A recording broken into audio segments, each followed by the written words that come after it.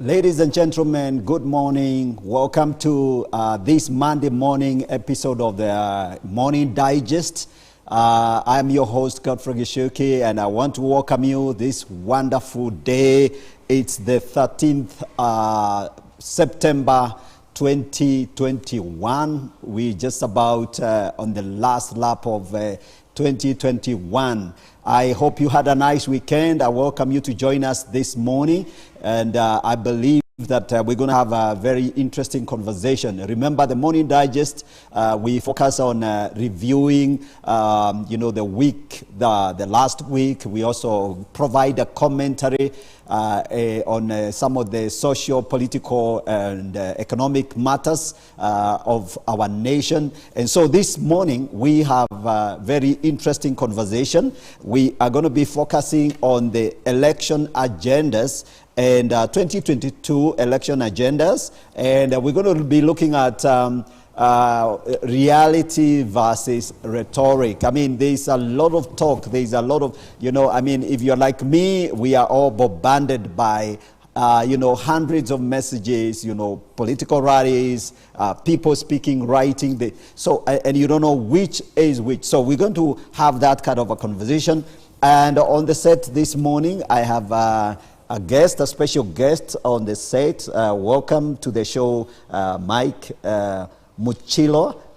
Could you please, introduce yourself a little bit more, Mike? Karibu. Asante, thank you. Thank you for having me. I'm Mike Mutichilo, as I've said. I'm a graduate of Southern Federal University, Russia. I do consultancy, legal consultancy, and I do political strategy and analyst. All right. Yeah, Mike, welcome to the show. And, sometimes it's interesting to speak on TV.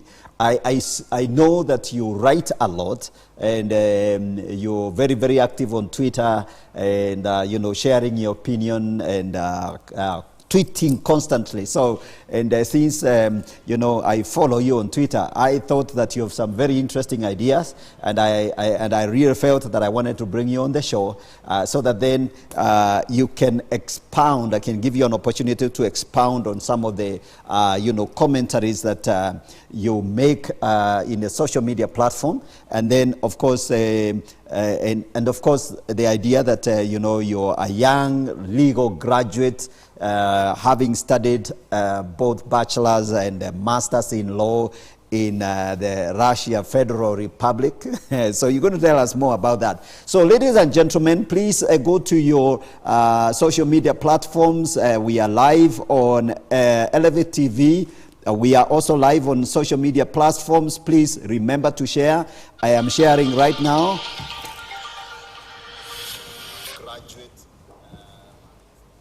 So please remember to share widely with your friends, and let's hear your comments, your take on our conversation this morning. I'm sure you've been following the conversations, you've been following political conversations.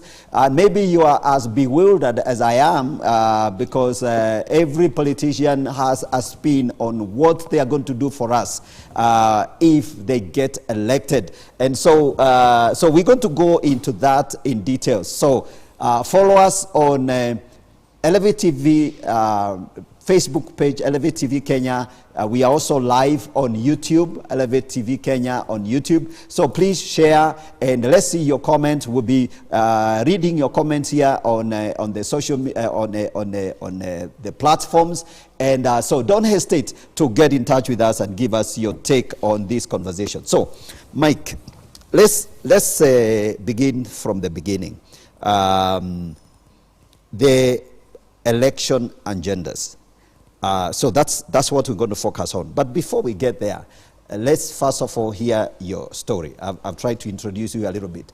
Tell us about your experience in studying in Federal Republic, Russia. How do you call it? It's called what? Southern Federal University. Yeah, that's the university. Please project your voice. Southern Federal University. Yes, in Russia. So what was your experience, and how did that go? Actually, the experience was good, pretty good. You get exposed to a lot of nationalities. We had students from Congo, Zimbabwe, Botswana, Latin America, even we had from Mongolia, Japanese, we had Chinese students there. So when you meet with a lot of nationalities, your idealism, your mindset changes. What you used to view as important changes to become not relevant. So your worldview changes. Right. And also you have a lot of experience, so it helps you a lot. Meeting people, what essentially what you used to think as, let's say for example in Kenya, most people don't follow traffic rules. Let's say for example, you may find a traffic light is not working. But in these countries, we find that there's traffic lights work. So essentially, even if you cross, if it's working, you'll be ticketed for jaywalking. So I think you change, your mentality changes. Littering, basically, things that you used to view as not non-essential, they become essential. Okay. So how many years were you in Russia as a student? I was there for 8 years. 8 years? Yes. Wow. 2012 to 2019. 2012 to 2019. Yes. And you did your bachelor's there? I did my bachelor's there. How long did the bachelor's take you? It took me 4 years, but if you add 1 year preparatory course where I have to study the Russian language, so it becomes essentially 5 years. So then I got under scholarship to do master's. So I was enrolled for master's in international private law. Also got another one to do PhD and came back. Then Corona happened, then the president closed the country. I couldn't travel back. Okay. Yes. Oh, okay. So how long did the master's course take you? 2 years. It took you 2 years Yes. to do your master's in law? Yes. And you said you specialized in what? International private law. International private law. Yes. What does that involve? Maybe you can break that down. Essentially, international private law, it does with international commercial contracts, arbitration. Nowadays, you see, we have more multinational companies moving into different countries. So essentially, an international private lawyer regulates them. Okay. So the regulation, the treaties, so the contract between state and state jurisdiction. You need to understand different jurisdictions have different requirements. So let's say, essentially, let's say a country like Kenya, if you want to open a business, let's say in Singapore. Right. So the person who will write the contract has to know the Singaporean jurisdiction. Yes. So you also have to understand the Kenya jurisdiction. Yes. So you have to understand essentially what may be outlawed in Kenya may not be outlawed in Singapore. Yes. Or what may be outlawed in Singapore may not be essentially outlawed in Kenya. Right. So essentially you just need to understand how contracts work. You do in the jurisdiction, different jurisdiction, international companies, let's say Coca-Cola says a firm here, so it has to abide to Kenyan laws. Yes. But that does not mean it has to abide to its own mother country laws. Yes. Yes. Also, individuals do businesses. Right. So people may do business here and also live in another state. So you need to understand them. And also nowadays, if you look at the world view nowadays is changing. Most people going for international arbitration. You have to understand how the international arbitration court works in Singapore. We have several international arbitration courts. We have one in Singapore. That is the most popular one. We have one in New York. We have one in London. We have another one in Latin America. There's another one supposed to come up, but I don't know its efficiency. Yeah. The one I can talk voucher for is the Singaporean one. It's very efficient. Okay. But very costly also. But it's the best. Okay. It has good jurisdiction. It's also good jurisprudence. Yeah. Yes. Oh, okay. Yeah, so it's good for you to educate, some of us because we haven't studied law at that level. So you're saying, for example, that so if you're doing a business, say with Chinese, and they mess you up, and it's a big contract, things go very bad, and you wanted some kind of intervention, legal intervention, and you seek what did you call it? Jurisdiction? You wanted to sue, to sue them, and you want to take that matter to an international court. You would go to Singapore or something like that. I prefer Singaporean one. It's very, very efficient. Okay. Yes. All right. Compared to New York also is very efficient, but there is a backlog, a lot of backlog. Okay. Singaporean is much faster. Okay. All right. So, and how long do you think a case would take, say, like if you go to an international court of that nature? Actually, the problem with the Kenyan, there's a problem. Yeah. If those courts work per schedule, yes. Even if you look at Russia, how the judiciary works, someone logs a case today, within 5 days the case is ended. It's very efficient. Okay. I did my internship there. Yes. You go for an internship, a client comes, a citizen comes, wants something, you are seated there, someone calls you. why you not working? There's a CCTV in the workplace. That's a government place. Okay. There's a CCTV there. Someone is watching. So if you may go to a court, people are seated there. They want documents. You guys are sitting back.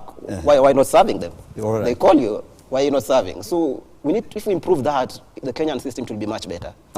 Also, most cases should not also be always go to court. Right. Some of these cases can be settled out of court. Okay. Yeah, mediation.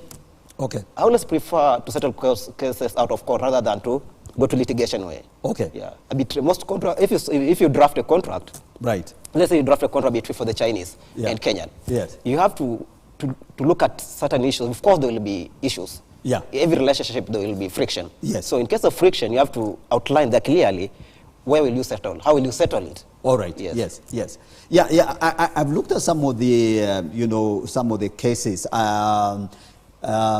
contracts. I'm actually, at one time I was dealing with the international tenders, and I would look at the laws. You see, normally in an international tender system, you specify in case of breach of contract. That this is how the matter will be settled. Yes. Yeah, so you normally specify that, and then you also specify options for arbitration. Yes.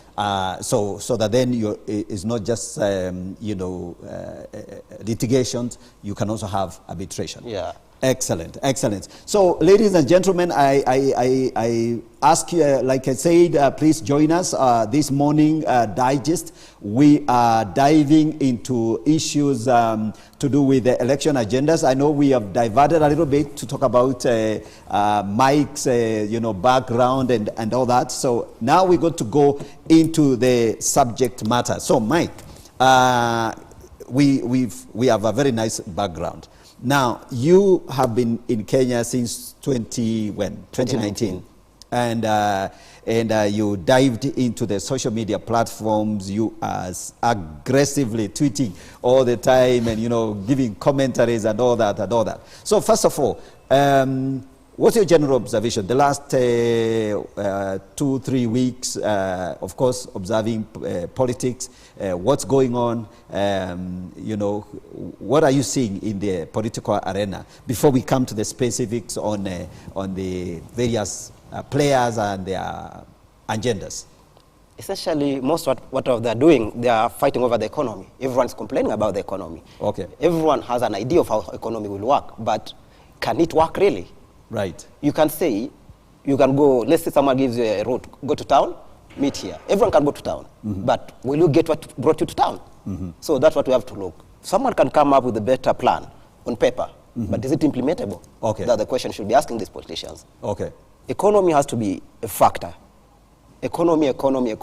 All right. We can't say unemployment and underemployment. The issue in Kenya now is unemployment and underemployment. Okay. People are qualified, you don't get the job you want, but you have a way to make a living. So that's an underemployment. Okay. So that's what we're not looking at. Someone will tell you do that. Okay, you can have an idea. Let's say they tell you go and start a business, right? Start with the licensing process. Right. The licensing will lead to all the capital. All right. So we need to do with some of these licensings. Okay. So let me take you back.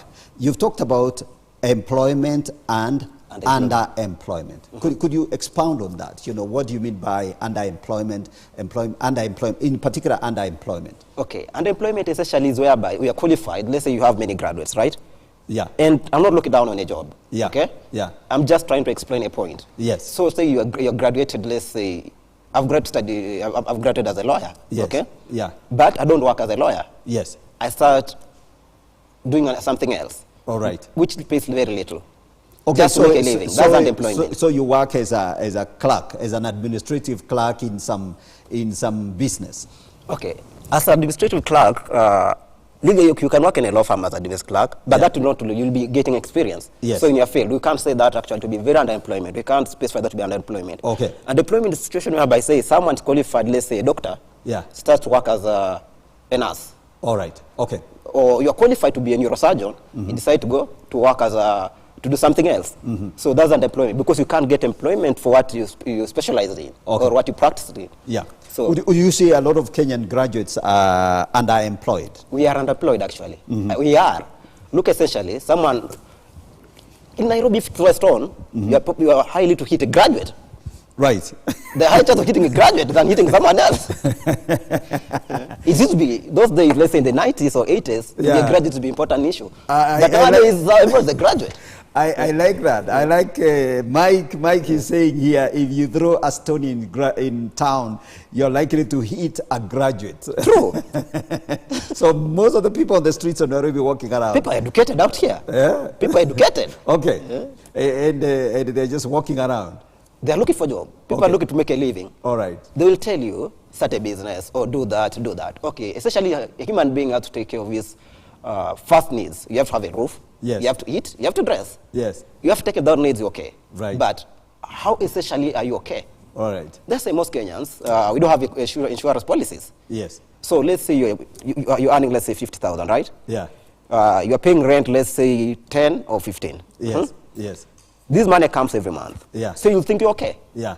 But something happens, let's say, God forbid it, you have a health issue. Yes. Where do you go? Right. Or this paycheck delays for, let's say, 2 months, 3 months. Right. You are back to the rat race. Okay. So we are not, people are just surviving. We are just surviving. We are not thriving. Okay. Okay. Very good. So young people are surviving, not thriving. We are not thriving. All right. Very good. Excellent. So, Mike, so now, so that's the economic condition. Yes. That's the economic condition of the average person on the streets of Nairobi. True. What about the rural areas? Is it worse? It is better? Okay, we can't say rural areas are much worse or better off. Mm-hmm. Let's assume, I'm going to use my own county as an example to avoid any issues. Yes. So let's say, if I stay in my village, right? Yeah. I don't pay rent. Yeah. Because that's family land. Yeah. Okay, I don't buy water. Mm-hmm. So essentially what I'll buy will be cooking oil. Yes. I plant vegetables in my grandfather's farm or my dad's farm. Okay. So essentially they won't be hit off. Earning 50,000 the rural area, earning 50,000 Nairobi. Yeah. Which one will you choose? Well, I guess Nairobi, so that then I can also enjoy pizza here. So okay, that's the issue now. Most people view Nairobi to be economically better. Yes. But if you earn 50,000, if you give me 50,000, I'll better work in Maseno or Luanda, my hometown Luanda, than work in Nairobi. Right. Because Nairobi I'm going to pay 15,000 rent. Yes. Home I'm not going to pay rent. Right. Nairobi I'm going to buy water. Yes. I'm going to be traffic for 2 hours per day. Yes. Home I don't need traffic. I can even walk. Yes. Yeah? Yes. And also the environment is much better. Okay. Nairobi don't have trees nowadays. Mm-hmm. So at home, the freshness, that's why you find people who work back in the village, they live longer and they tend to be successful than people in Nairobi. Mm-hmm. Let's say a young man in the village earning, let's say, 20,000, right? Yeah. And a young man in Nairobi earning 20,000. Yeah. The village one may be able to buy a cow, do some little bit farming, poultry farming. Mm-hmm. Nairobi, how will you do it? No chance. No chance, no chance. So, Mike, so we need to go to the issue. So you've been watching and observing politicians of all shapes and sizes and color, right? True. Yellow, the UDA yellow, and the ODM orange, and all the other colors, the red, the Jubilee red, and all that, all those colors. We can use color as a schema. What do you see? Do these politicians really seem to have a tangible agenda that is in tandem with the reality on the ground? Like, what you are describing. If you throw a stone in the streets of Nairobi, you're going to hit a graduate. Do these politicians seem to have to be cognizant of that fact and within their agendas? And maybe we can even talk about those agendas. Okay. Most politicians, what they say, essentially, what they do, they want votes. Right. Like anyone else, if you're campaigning, you need votes. You will say what you need to say. Politicians want votes. They need votes. That's why they are in business. So they'll say what you have to say. Yes. Even if to sell, it's like they can sell even ice cream to someone living to an Eskimo. All right. Because they want that. They want votes. Number one, they want votes. All right. But most of them, if you look essentially, you can say, let me say example of UDA. I saw the deputy president had a good think tank. Mm-hmm. Dr. Ndi is a good world-known economist. If you look at someone having such a think tank, people like Dr. Ndi, and they come up with the economic plan, that's someone you can listen to. Right. Also, I can't rubbish away the former prime minister because he has been in government. He has an idea also what's the process ailing the country. Okay. But essentially, can they deliver? Okay. If you don't have a think tank, that, you can't take if you need to talk about the economy, you need to talk to people like Dr. Ndi. If you need to talk about, let's say, legal matters in the country, you need to talk to someone like Ahmadine Nasir. The former AG, Gidhu Muigai, is also a good legal practitioner, also good in that case, a scholar. So you go to specialists. Right. You can't have a headache and then you go to the market. All right. You go to the chemist. All right. So what the deputy president done is actually commendable. Okay. You go to the economy is a problem, okay. Who's the best economist in the country? Right. You go to those people. Right. You have an issue, who's the best doctor? Right. You go to them. Okay. When we talk about healthcare, we need to talk to the health professionals. When you talk about the economy, you go to the economists. Right. Legal issue, you go to legal practitioners. He has done, actually that one he has done well. Okay. All right. So, and then out of, so let's even talk about the UDA idea, because, you know, the reason why I really was interested in talking to you is because, you know, I see you tweeting a lot and making commentaries and all that. And one of the things is, what do you see as the actual, how do you explain, from where you sit, how well do you understand the UDA economic model, the bottom-up economic? What does the bottom-up economic model mean to you from where you sit? Okay, I'm not an economist, but I'm going to give. So yeah, view, because okay? You see, the model is supposed to be understood by lawyers, mama boga, you know, doctors, mechanics. Everybody is supposed to understand what bottom-up economics is, because after all, they are going to be the voters. Yes. So essentially, what I think is this: UDA agenda is what is all over the world nowadays. Yes. Bottom-ups. Trickle down has not worked. Okay. Whatever trickle down is. Trickle down, essentially, I can give a view is like people at the top, the billionaires or business owners. Yes. Not small business owners at the top. Let's say, let me use the American example. Yeah. Let's say people who own Walmart, those big guys. Yeah, so yeah, they're essentially given tax incentives. So they think if they're given tax incentives, the money will trickle down. So they will create employment and there'll be a ripple effect. So the argument, so Mike, that's very good. So I want us to dig there. Whatever is called trickle down is the idea that government gives incentives to the billionaires, the big corporations. Yes. And then hopefully out of those, by giving them incentives, making rather sweetening the environment for them, then as they produce the wealth and all that, that wealth is supposed to trickle down to the common man. Yes. Okay, so that's what is the problem with that approach? That approach, if you look everywhere, even in the US right now, President Joe Biden is changing. It's going to bottom up because trickle down is not working anymore. Okay.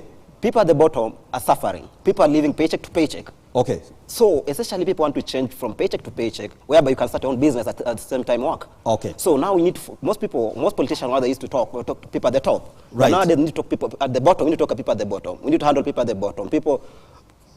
Let's say Mama Mboga. Yes. Mama Mboga, you have to talk to them, give them something. Right. If we do away with the licensing, right. That's also. So you're saying, and of course it's not very clear what the people at the bottom should be given, because they don't own the big corporations, obviously. And we can talk about what the people at the bottom should be given. So the people at the top, the argument is they are being given incentives. A lot. Incentives. And the incentives are in what form? Is it tax breaks? Are they like lowering taxes on them, or what exactly are they being given? Essentially, just tax breaks. They give it, they usually think, trickle down. They give billionaires tax breaks. So they think if they give them tax break, the money they're supposed to pay tax, they go and create employment with it. So they don't do that. Essentially, they hold that money. Okay. Most of them, they hide them in Swiss accounts or wherever. So they avoid paying taxes, which is they avoid legally. Right. If, let's say, you register a company in Virgin Atlantic, Virgin Islands, and you have a company, a corporation in the USA, you don't pay tax. Okay. So what they are doing is not criminal. It's legal. Right. You see, it's something that's legal. You can't say someone is doing bad. People taking advantage of opportunities, you can't complain. Okay. So that's really basically that's the main that's the main issue with the idea that there are some big guys up there, of course, in our country. So we can even bring that conversation here. So the big corporations in Kenya, Safaricom, the big banks, the tier 5 bank, KCB, Standard Chartered, Equity, all the big banks, and the big corporations, the big, manufacturers, KBL, EABL, Safaricom, and the manufacturers, the big ones, Tonoka, all these steel industries, the cement producers, that kind of thing. Are you saying that these guys are being given unfair advantage at the expense of Mama Mboga at the village? In terms of, is it tax?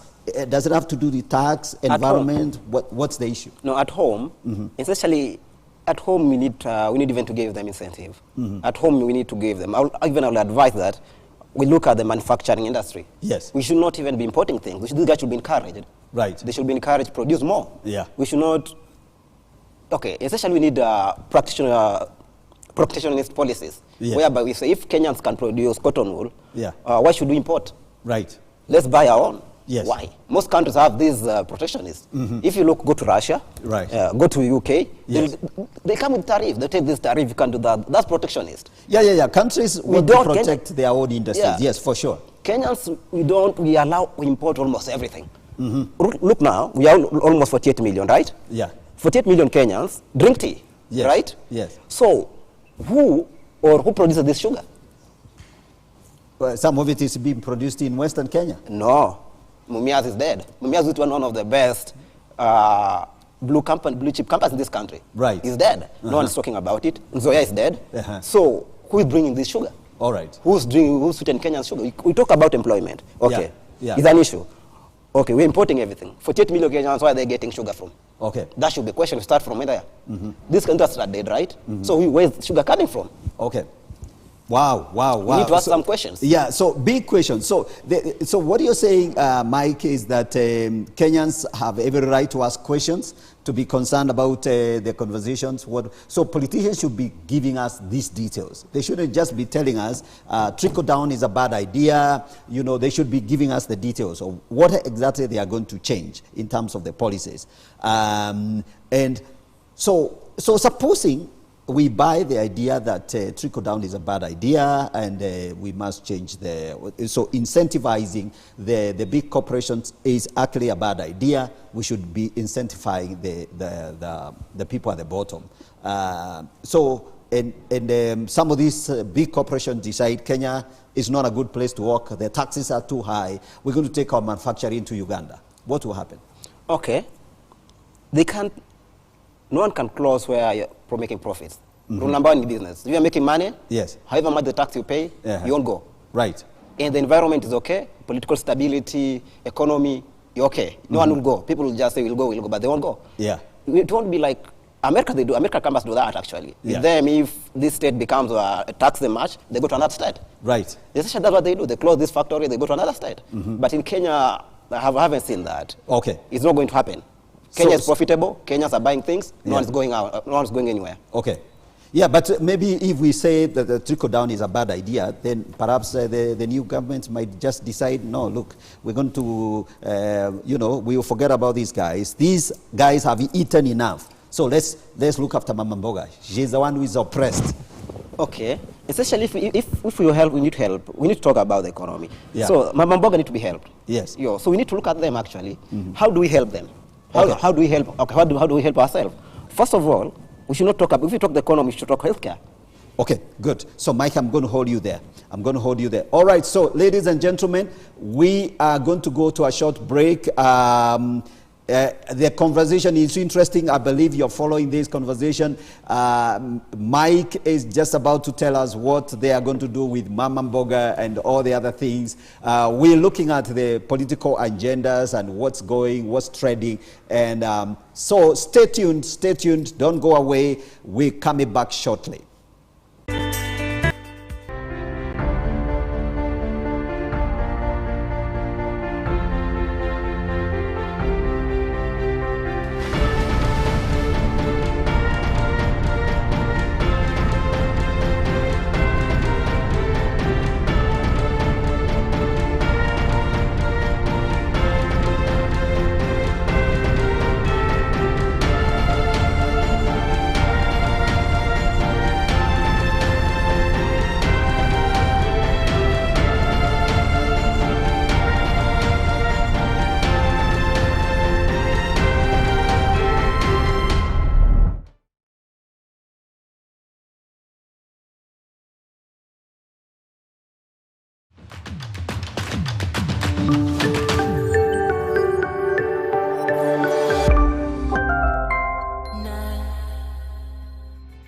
guidance to help pastors stand strong. There are certain major attacks that men of God face in the life and ministry. According to our tests, this man, we are just sure about 3 hours.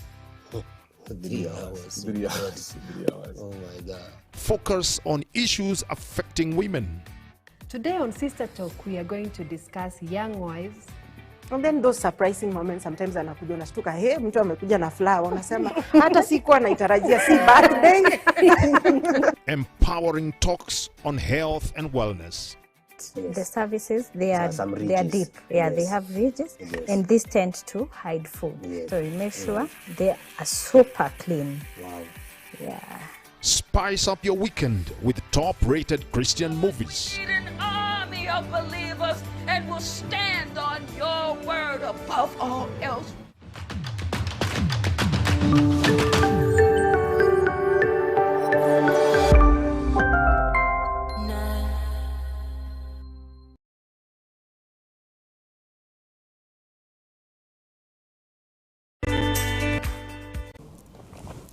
Welcome back. Welcome back. This is the Morning Digest, and here we are looking at the election 2022 election agendas.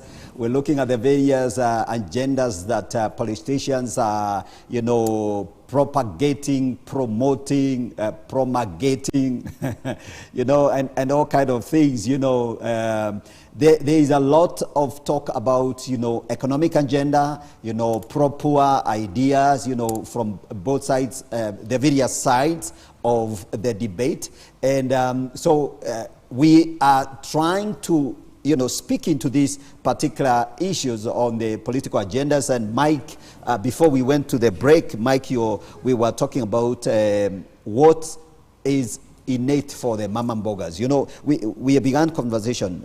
So there has always been this accusation that if we incentivize the big corporations, the big guys, we'll be doing that at the expense of the people on the ground, the small people, the mama bogas, the hustlers, the marigiti operators, the small shopkeepers, the taxi operators, people who are really, small scale businesses.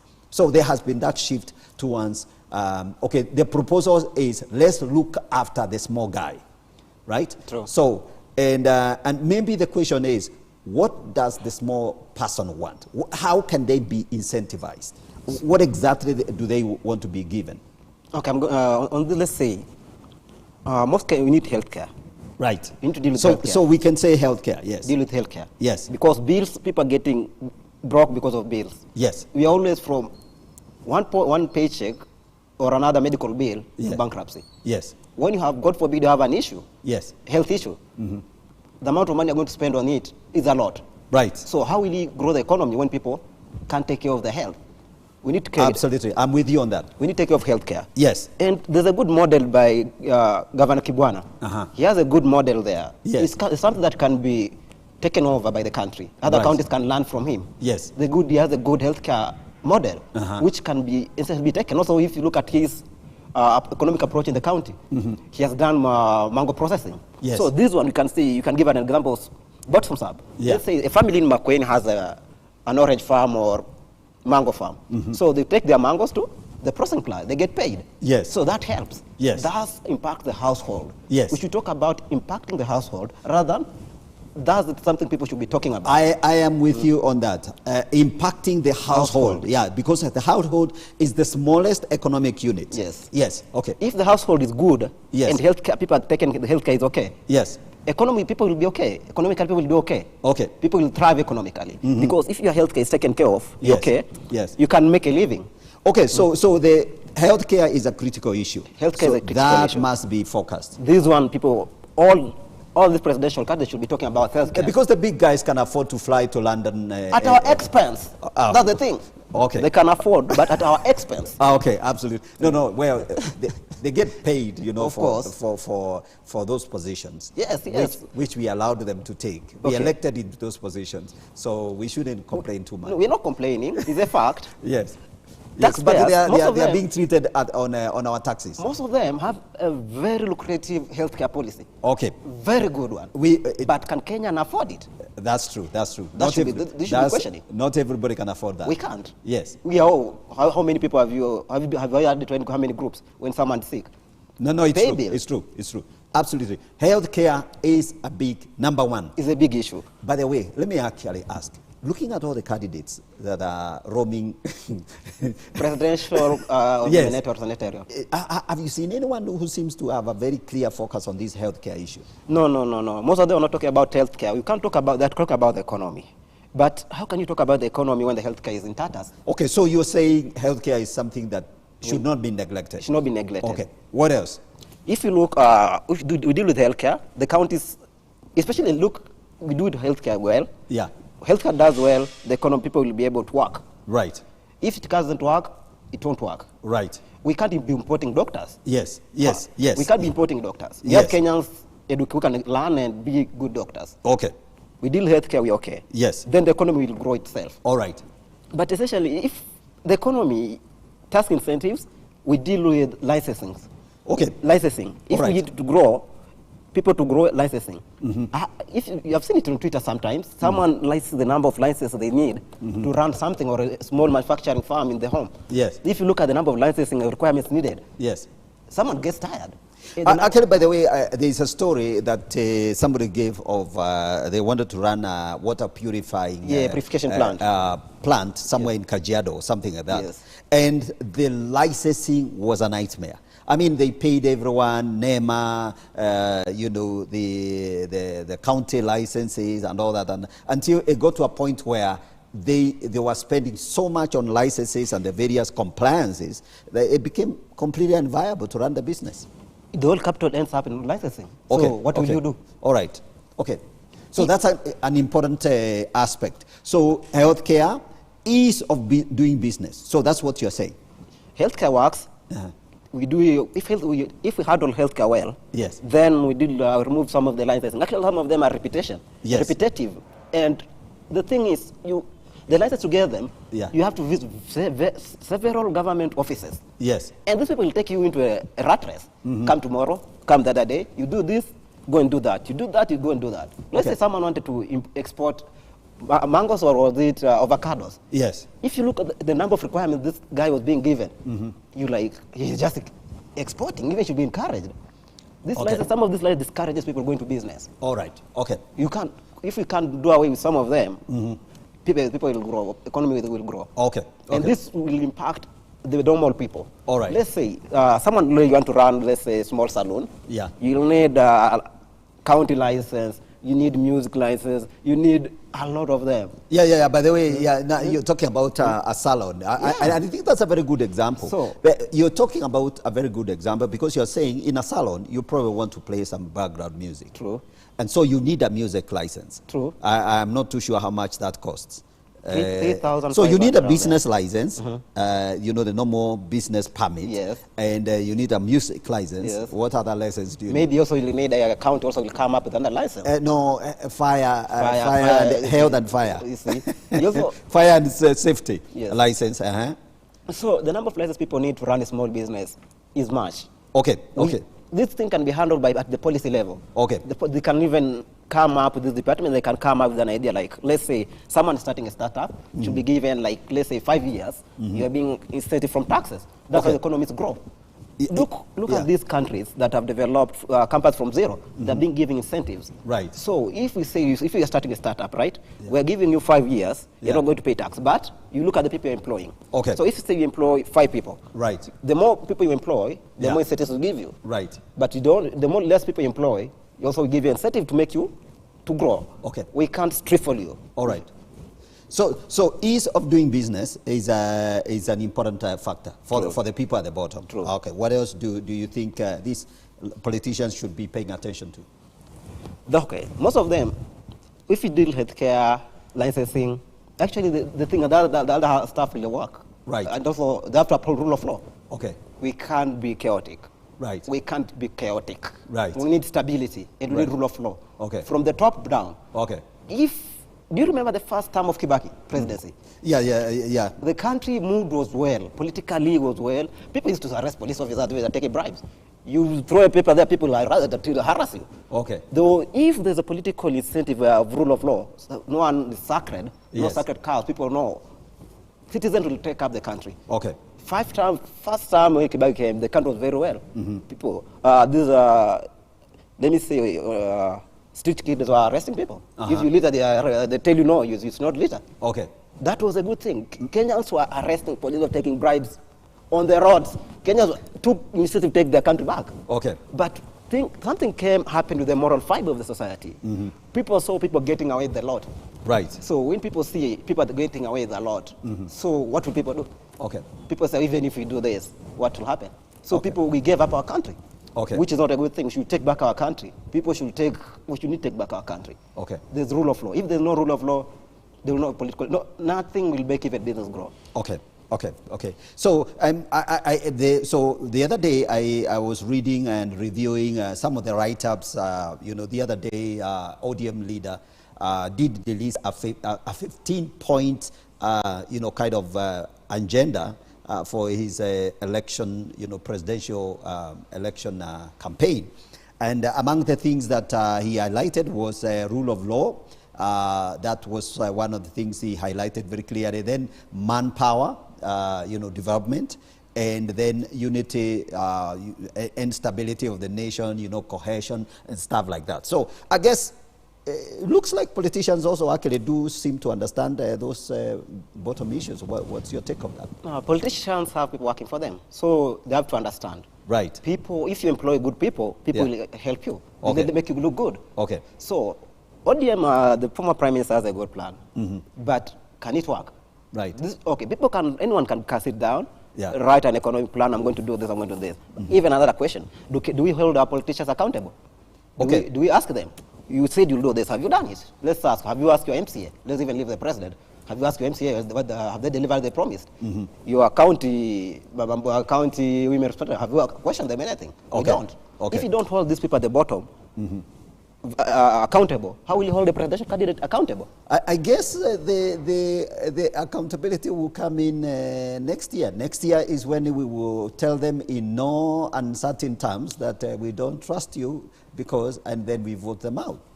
I guess every 5 years we evaluate. We do a very formal evaluation. They come back to us saying, no, I served you 5 years. And then that time we can tell them in no uncertain terms that we don't believe any of the stories you're telling us. But you see, when Kenyans vote... Or should we have a midterm, kind of evaluation or something? Actually, there was a proposal whereby we should have a stagnant election, whereby the governors and the president and the MPs get elected once, and then the senators and the governors in another term. I think the late former Mutula Kilonzo Senior, right? Yeah, had that plan. Okay. Yeah, I don't know what happened to it. Actually, it was a good plan. We'd be like the American system, where the election is stratified. Yeah, there is a midterm sort of an election. Like next year, there is going to be elections of, is it the senators? Yeah, or senators, yes. The senators are going to be going again into some kind of election, isn't it? Yes. Yeah. Okay, in Kenya, let's say most people don't, at the presidential level, people don't look at the issues. Right. It's just, okay, if you look at the world view of politics right now, it's populism. Yeah. Populism will carry the day. Okay. We go to Brazil, it was populism. Okay. Trump was populism. Even Biden, it was just populism. Okay. And the Black Lives Matter. It's populism, which helped him. That activism helped him push him to the presidency. Okay. You go to Brazil, you go to Germany, it's just populism now. Kenya also will be populism. Okay. If we look maybe you can explain to us what you mean by populism. This is an idea whereby, let's say, people in a society decide. If you look, people decide just to do something. It's a kind of euphoria in the society. Okay. Yeah. Euphoria. Yeah. People just decide to do something. Like now, let's say hustlers. Right. Hustler is a good term. And this populism is going to carry the day. Irrespective of the idea, we don't have an agenda. People are not going to discuss agendas. Okay. This is just populism to carry the day. It's like, do you remember even when NAC came to power? It was populism against the establishment. And everyone got elected. even without agenda. Absolutely. Ladies and gentlemen, you are following this conversation. Mike here is saying that next year's election is going to be based on, populism, just whoever has the most compelling song and slang, we get a small slang. They get socially, slogan. Yes. And whatever slogan will carry the day. The loudest music, the loudest musician will actually win the election, according to Mike here. So, ladies and gentlemen, I hope you're following this conversation. I can see Sydney Wafakt is watching, Talam is watching, and others on Facebook. Please let us have your comments. And if you're watching on YouTube, let's also have your comments. And George Amunga is watching, following, good discussion. Let's have your comments and let's hear what you have to say about this conversation. So we are talking about political election agendas, 2022 election agendas, and we are trying to dive into this. My guest here, young legal scholar Mike Mutichilo, very, very popular on Twitter, very, very aggressive young man. Twitterati. I'll call you a Twitterati. Absolutely. So, telling us and breaking down these things. So we talk about populism. You can't underestimate the populism. The power of populism. Okay. People underestimated that. Songo got to parliament. Songo got to Senate. Senator got to the gubernatorial seat. Yes. People underestimated that Babayao became a governor. All right. People underestimated that Joho became a governor. Okay. It's populism. Okay. Populism, especially if you look at the modern dynamic of elections now, populism carries the day. Okay. But if you look at if you want to vote for the middle class, now that's the idea comes now. Now is where you have to argue. You have to convince people. Right. You have to talk to tell us. Okay, you're telling us about the economy. Don't tell us what are you going to do. That's not the middle class are going to ask. Yeah. But also, if you look, most people you might assume the middle class Kenya, they don't vote. Okay. So that's why middle class don't vote. So that's why you see most politicians assume it. If middle class would vote, people will be talking about healthcare. People will be talking about the economy. People will be talking about agriculture. People will be asking questions. But so all this talk about agendas and a lot of paperwork being written, a lot of airtime being given to politicians to talk about their their agendas and all these writers about agendas. Perhaps it's just perhaps will not carry the day. Nobody will bother when it gets down to the election booth. It will be the guy who sang loudest. Okay, if you look, middle class may vote on agenda. Okay. Middle class will vote on agenda. Yes. That one will be agenda based. Okay. But middle class, we are few. There are very few people in the middle class. People who vote mostly are people at the lower bottom of the, let's say, there's a slag now called hustlers. All right. Those are people who vote. Okay. Those someone who will going to stay in the line for 4 or 5 hours. Okay. How will a middle class person go stay in line for 5 or 6 hours? Okay. Someone tell you I have to go back to work. Okay. So middle class, they have dictated their duties to the lower class. Okay. So middle class need to ask questions. If you talk about the economy, you have to convince me. We have to look at you also. Okay, telling us about the economy. Tell us about agriculture.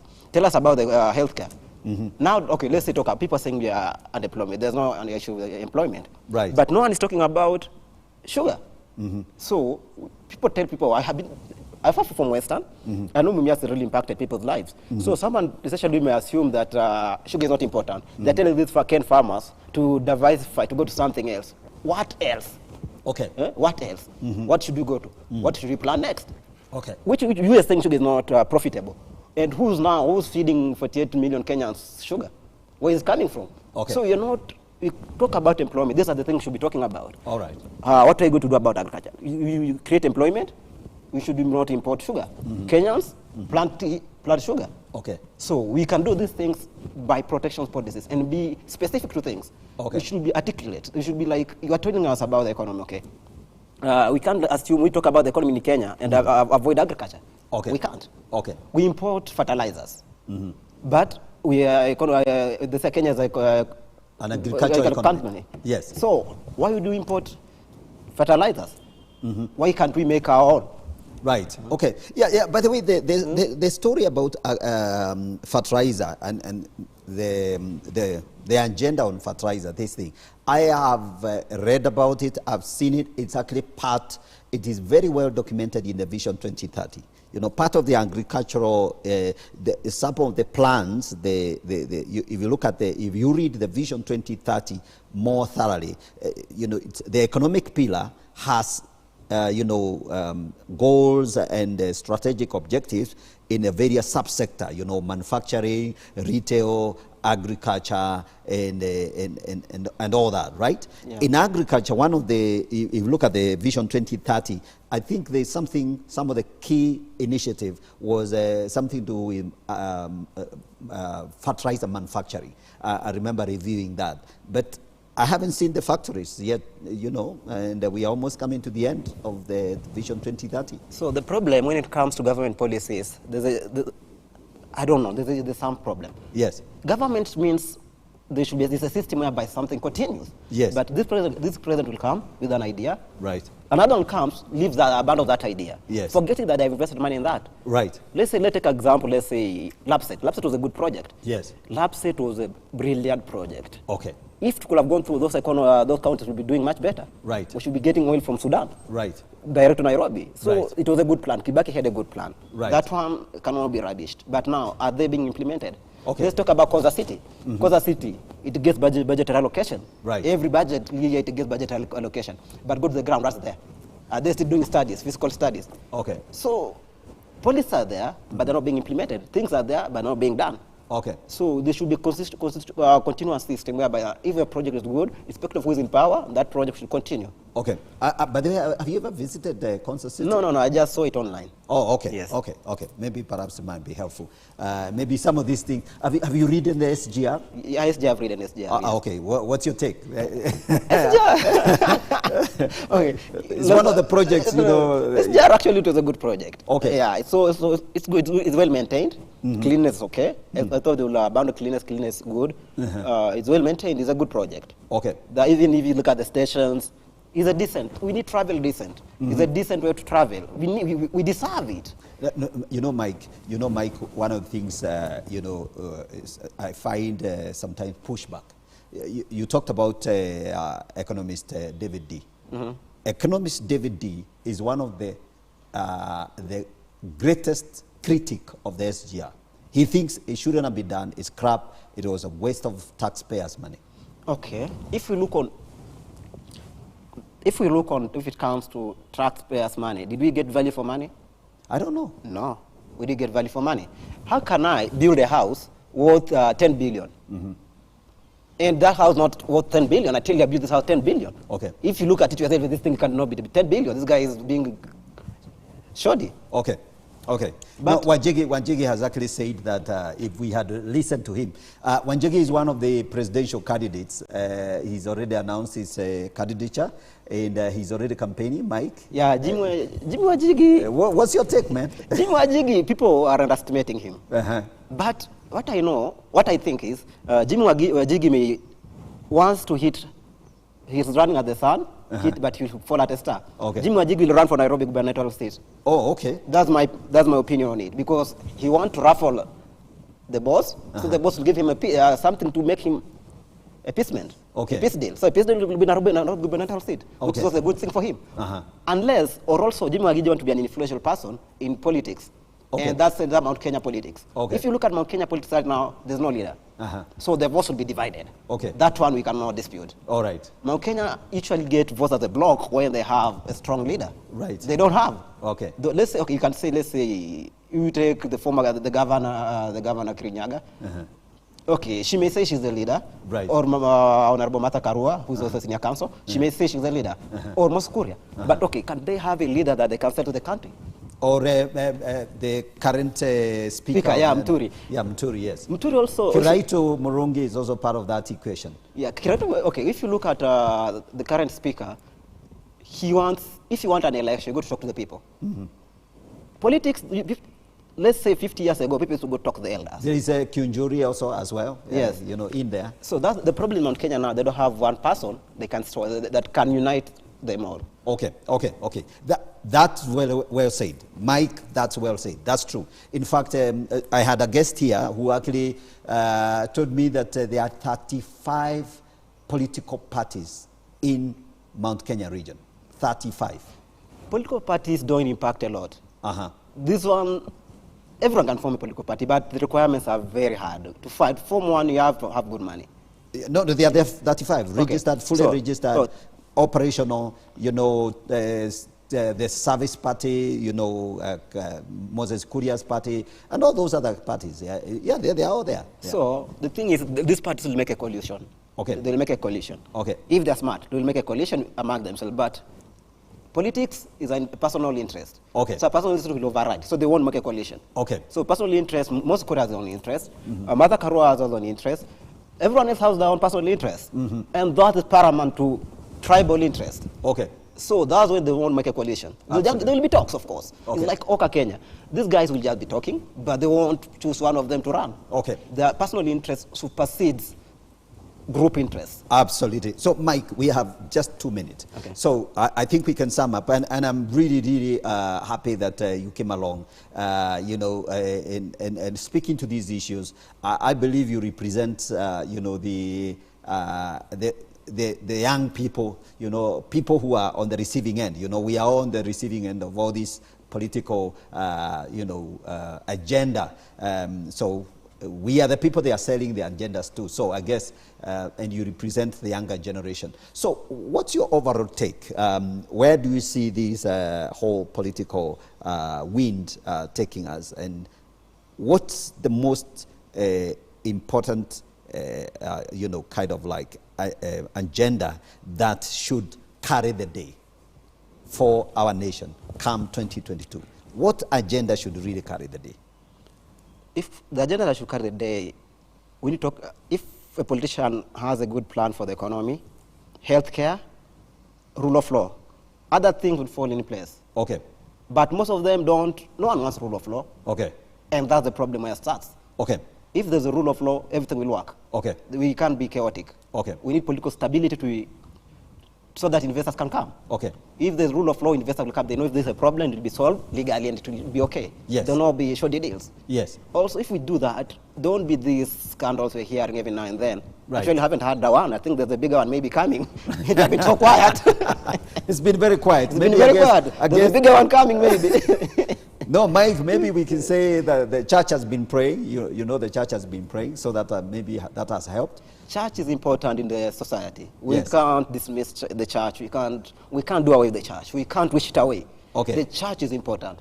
The moral fiber of the society depends on the religiosity of the country. Okay. And the church is an important part of it. Yes. The church has to be engaged in politics. We can't assume. Okay.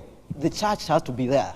People saying that the church should avoid politics, they're living in a small world whereby they think the church should focus only on spiritual nourishment. Okay. The church should engage in society. This is bad. Okay, okay. And over the weekend, there was a pushback. You saw that. The Anglican Church has announced that they don't want to allow politicians on their pulpits. Did you see that? Okay, yeah, that's a good thing. Politicians will not be allowed on the pulpit. Okay. But that does not mean the church should not engage in politics. Okay. It's like let's say you have a family function. Right. Politicians come there, okay? Yeah, yeah. They want to talk. No, they should be like other people, congregation. Yes. Are they going there to preach? Or they should be among the congregation. They should not be allowed the pulpit. They are going to church. Actually, I guess your observation is as good as mine. The church is the de facto platform. True. For politicians, and the politicians want that platform. They want that. Politicians, of course, they try to get what they want. Right. There's a competition out here. Okay. What's the easiest way you can get voters? Right. You go to the church, you'll meet a lot of people there every Sunday. Absolutely. Absolutely. So they will always be there. Absolutely. So, Mike, thank you so much. I think, you know, we've had a very, very robust conversation, and thank you very much for your insight and your take on all these matters. And I like, you know, that three things: healthcare should be part of the equation, rule of law, and you know, whatever else goes with that rule of law. So the law should be respected, and we should ensure that everyone trusts our legal system. True. That's what you're saying. Plus, then and then we look after the health of our people, and then of course we make sure that our policies are working. Yes. Our political policies. Okay, we need to have our economic policies. Economic policies, yes. Yeah, they are working. Absolutely. They should not only be grant paper policies. There should be something that can be implemented on the ground. Absolutely. That can impact households, not talk about something that's not going to impact households. We should talk about household economic plan that can impact households to grow. Absolutely. Household focused economic policies. Very good. Thank you so much. Excellent. I believe that you've enjoyed this conversation. Those of you that are following this conversation on social media platforms, thank you very much for staying tuned. And so we have to bring this to a close. And thank you very much for following us on the Morning Digest. I have been your host, Godfrey Gishoke, and my guest here, Mike Mutichilo, well-educated lawyer, legal scholar, a young man. And thank you very much, Mike, for coming on the show. Thank you for inviting me, Pastor Gigi. I really appreciate it. Thank you so much. God bless you. Have a great day. See you another time, same place, same time. God bless you. Bye for now.